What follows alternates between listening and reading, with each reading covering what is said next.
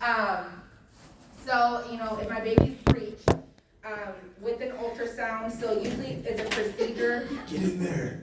Get in there. Usually with the procedure, it's scheduled, so at 37 weeks, it does pose risks. So if they come in, when the provider is turning that baby externally, so it's basically, and it's painful. Sometimes the patients will go ahead and have it, well, typically we'll just have an epidural in place.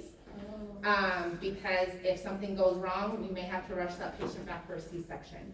But essentially, it's just kind of like doing these maneuvers like this, finding the position and turning baby externally. So you may see like a lot of pressure applied.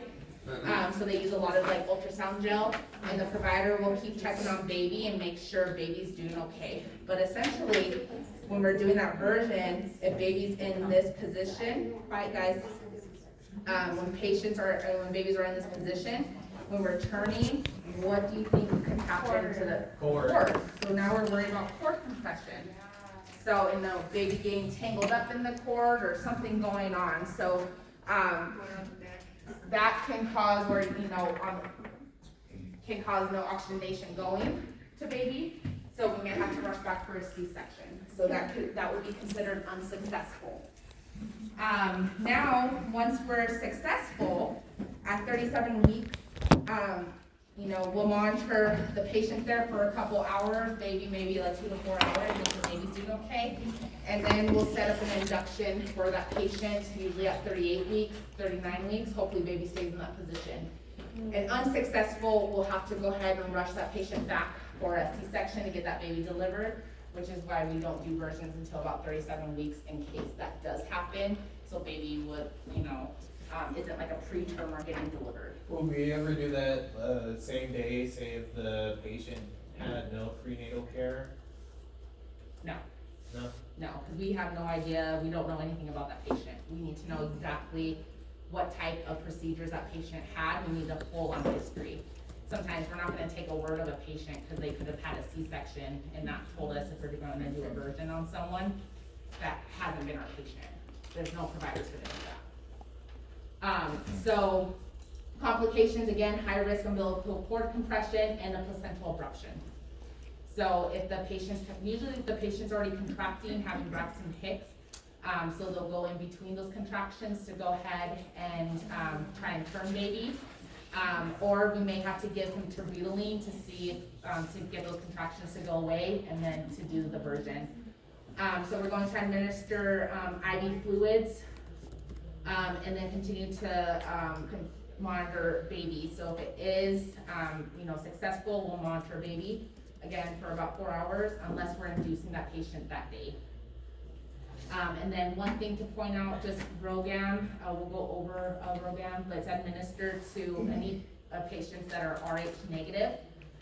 They will receive RhoGAM after this procedure is done. You'll need to know this for the CMS more likely, to prevent sensitization of the fetal blood. So if an abruption did happen and some of the maternal blood the fetal blood got into the maternal, for the next pregnancy, that will pose a risk to that baby where mom's antibodies will attack that baby in utero. So we give RhoGAM after a cephalic version to our Rh negative patients. Our Bishop score. So Bishop score is used to determine the maternal readiness of labor inductions based on cervical readiness. So a Bishop score for a client, usually we won't do what we call elective inductions. So those that just want to go ahead and have a baby because they're tired of being pregnant, they're going to have this done at 39 weeks. They're going to have their cervix checked by provider, and that provider is going to give their cervix a score. So a score of 8 or more means it's an indicator for a successful induction. So sometimes, if we're going to induce this patient, she's more likely going to have a vaginal delivery. So a patient with a Bishop score of 8 is probably going to have a vaginal delivery as long as everything goes okay. Now, if we have a Bishop score of 2, how do you think that's going to work out for that patient?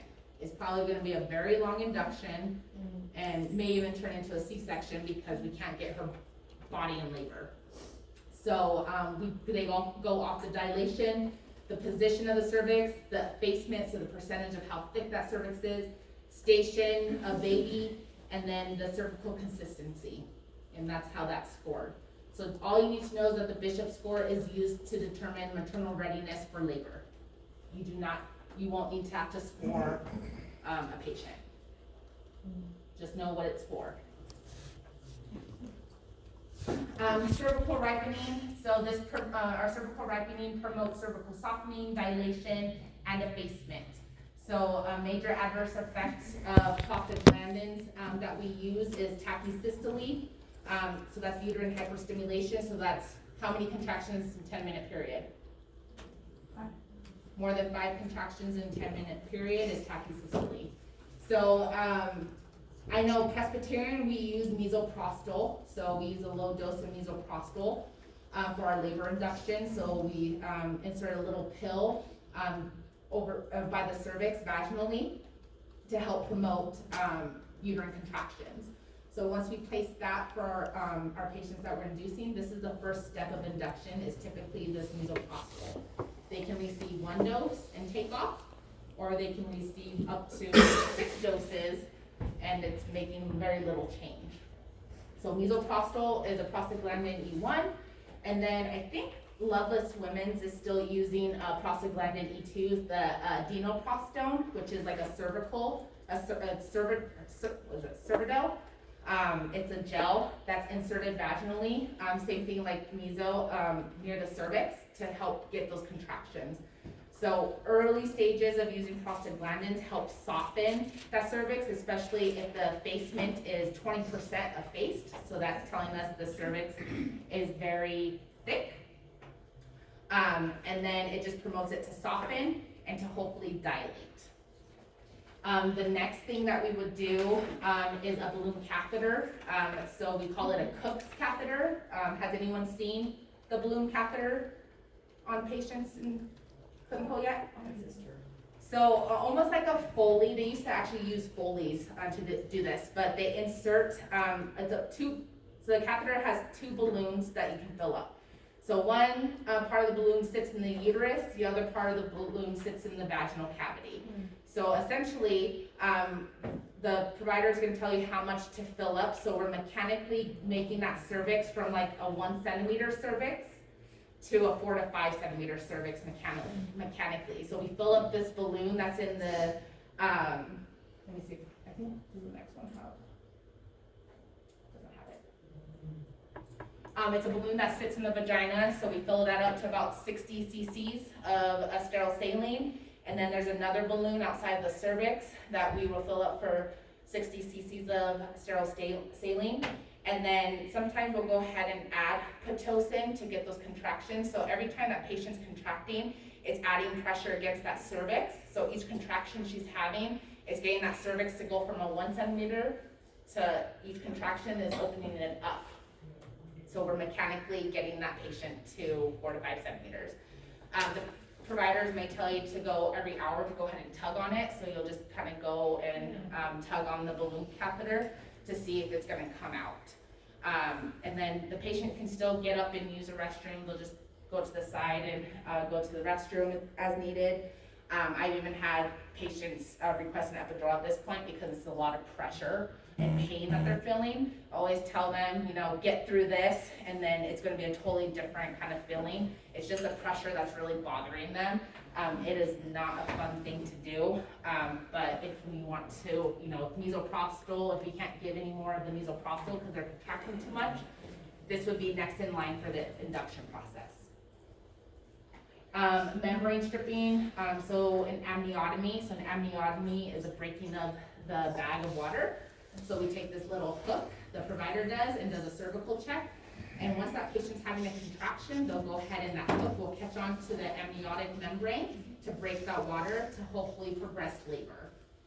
So that's also, and again, complications could be tachycystole. So our patients could be contracting too much. So before we move on to any type of cervical ripening medication, we have to make sure your patient's not contracting, every minute or every 2 minutes.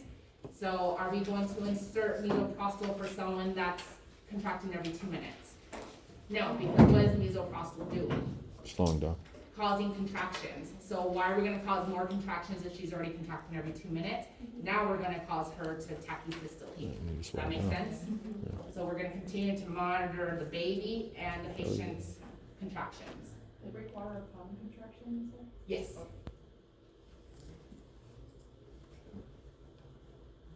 Then again, our cervical ripening is contraindicated any patient that's had uterine surgeries or a C-section. We do not use any cervical ripening for them.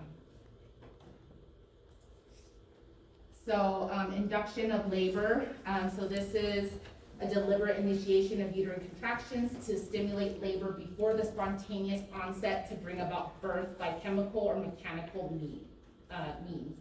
So with induction, this could be an elective induction, or if it's a medical induction, if we're inducing them because they are preeclamptic, hypertensive, or gestational diabetic, or any high risk, then we're going to go ahead and induce them. Augmentation of labor is labor with stimulation of hypotonic contractions. So if our patient comes in spontaneous labor, she's 4 centimeters, but she's only and her water's broken. We check her 3 hours later, she's still 4 centimeters. Then we're probably going to augment her with Pitocin to get those contractions to come closer so we can get her cervix to dilate. So augmentation is just adding on to the patient having contractions. Some providers favor active management of labor to establish effective labor with aggressive use of oxytocin or rupture membranes. So if they haven't made any change on their own and their water isn't broken, sometimes, especially with our patients that are pregnant for like the 3rd time, 4th time, usually breaking the bag of water progresses labor a little bit faster. So that's always an option as long as baby's fetal station is at least -1 or lower. Again, the amniotomy is the use of the sharp instrument to rupture the amniotic membrane. When this does happen, which is why you'll notice the provider will go ahead and keep their fingers inserted in the vagina, because once the waters break, it could have an increased risk for cord prolapse. So that cord can come down, especially if that head isn't pressed against that cervix. So once they break that bag, they'll make sure baby comes down okay and that there's no cord to be found. And then we're going to monitor the fluid. We're going to take, is it clear? Is there meconium? Did baby poop while in utero? We're going to make sure, now that she is ruptured, we're going to check a temp every 2 hours, make sure that patient isn't getting chorioamnionitis. So that's usually if your patient has a temperature of 38 degrees Celsius or higher. And then we're going to monitor the fetal heart rate before the amniotomy and immediately after procedure. So if we notice that there is any kind of bradycardia or variable decel, then what are we gonna do after the amniotomy is done? Now we're noticing decels. What are we gonna do with that patient? A variable decel, what are we gonna do? C-sec? We're gonna reposition, because if they're having variable decels after that, there's probably cord compression. So we're gonna go ahead and turn our patient. If that doesn't work, we can try bolusing or try different positions until we get baby to, be happy. We're gonna find a happy position. If our patient is continuing, or this baby's having variable decels after variable decels, sometimes it's because there's no cushion to get baby off that cord. So what we can do is an amnio infusion. So with the IEPC, that lets us know how strong those contractions are. We can also put fluid back into the uterus to help baby get pressure off of that cord. So we can put fluid back in if they're ruptured. Of course, they have to be ruptured before we use any internal monitoring, but we can always put fluid back in to kind of offset baby off the cord, especially if they are variable decels happening. So once, we do the amnio infusion, we get fluid back in there, usually a couple position changes, and may help a little bit. Now, if the baby's continuing to have variable decelerations, baby's not getting well oxygenated, so we may even have to go back for a C-section if the amnio infusion doesn't work and the patient isn't making a lot of cervical change. Does the amnio infusion make sense? Yeah.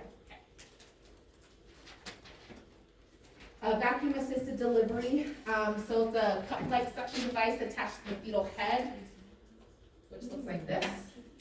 So it's a kiwi here. So this gets attached to the baby's head. Provider pumps it up, which causes it to have a suction.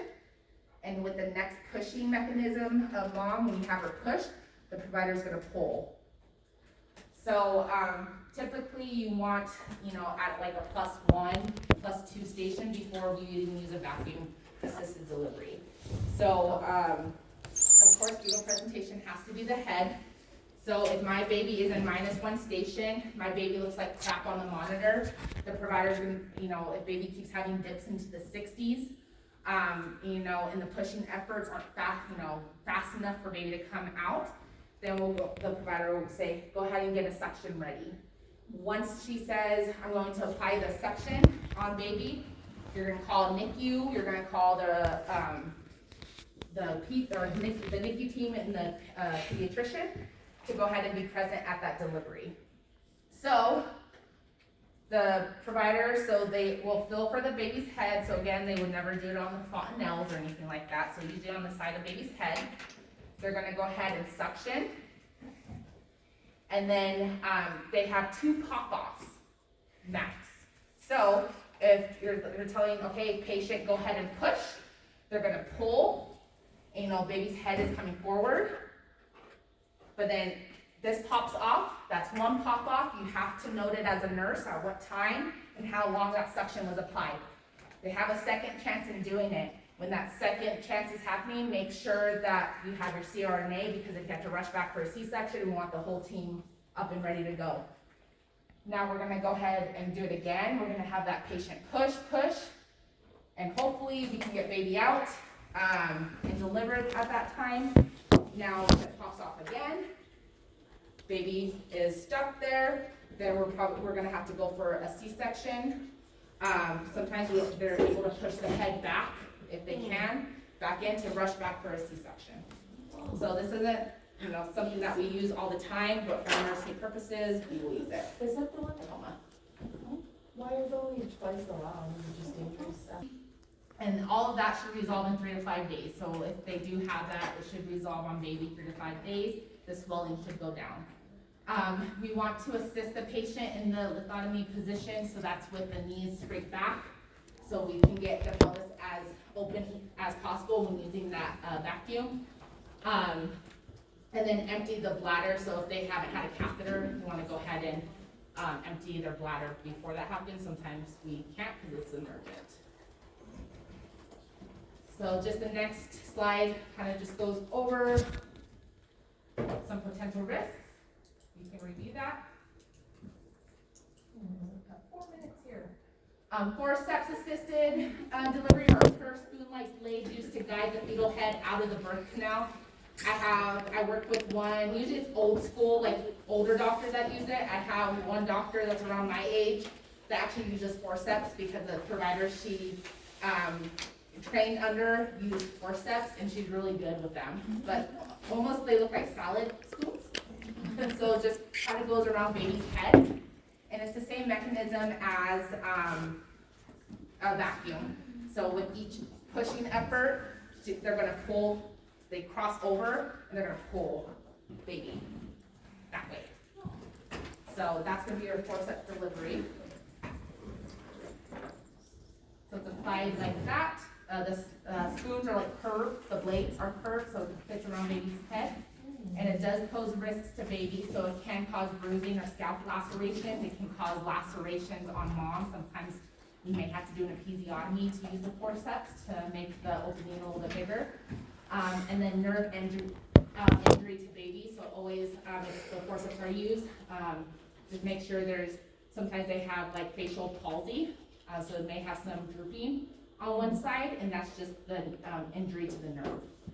So just usually the pediatrician will go ahead and take a look at baby because they should be present for delivery of use of vacuum or forceps delivery. They should be present. Cesarean birth, so this is just delivery of the infant through incision of the abdomen and uterine wall. Use of spinal, especially with our scheduled sections, or an epidural if they are, failure to descent or failure to have a late vaginal delivery. Typically, maternal, fetal, placental factors that make vaginal births contraindicated. So, if they've had a previous C-section, they may have to go ahead for their second pregnancy, go ahead and opt out for C-section again for the rest of their deliveries. We'll go in for vaginal deliveries after C-section here in a second, if we have time. Risk factors for getting a C-section is going to be labor dystocia, so they stop making cervical change, fetal malpresentation, so baby flips, that can, or if they've been breached the whole pregnancy, there'll be a scheduled section. Fetal distress or any previous C-section. So again, nursing care is going to prepare a surgical site once we get to the OR, make sure we're bolusing some fluids, make sure a Foley catheter is inserted. We'll give them pre-op medications, make sure SCDs are on, and get them all nicely prepped. So hopefully you all get to go see a C-section during clinical and kind of see that whole process come together. We have a couple of minutes here. Vaginal birth after cesarean section, also known as a VBAC. So these patients, if they had a C-section with their delivery, their first baby, because of either malpresentation or their first baby couldn't tolerate vaginal delivery, as long as there's no other uterine scars or history of a uterine rupture and their pregnancy is pretty much normal, they can go ahead and the provider will offer them to have a VBAC. So it's a vaginal delivery after having a cesarean section. So again, in order for them, it also depends on the type of incision. So it should be a low transverse, so this way incision. If it's vertical, they cannot have a vaginal delivery. It also poses a risk too for a uterine rupture. So they're at a higher risk if they get pregnant. So between getting pregnant after C-section, they should wait 2 years. If they're getting pregnant under 2 years, so they get pregnant right away, that poses a risk of not having that uterus, healing, and that can cause their uterus to rupture if they get pregnant too fast. So they should always wait 2 years in between C-sections. Does that happen most of the time? Nope. So always make sure these patients are educated. So I'll have to go through complications next week. But we will go through next week all the complications, so that prolapse umbilical cord, meconium stain, amniotic fluid. Just go ahead and take a look at the rest of the PowerPoint. Become familiar, because I'm going to go pretty fast so I can try and do a review for you guys next week. Okay, any questions on any of this? It's a lot of information, so if you haven't started on your study guide, I would suggest getting started on it. You guys have plenty of time, so I expect 80s or higher on this exam with that study guide. We have 2 exams that week, so Prioritize, man. my class is doing worse. Okay.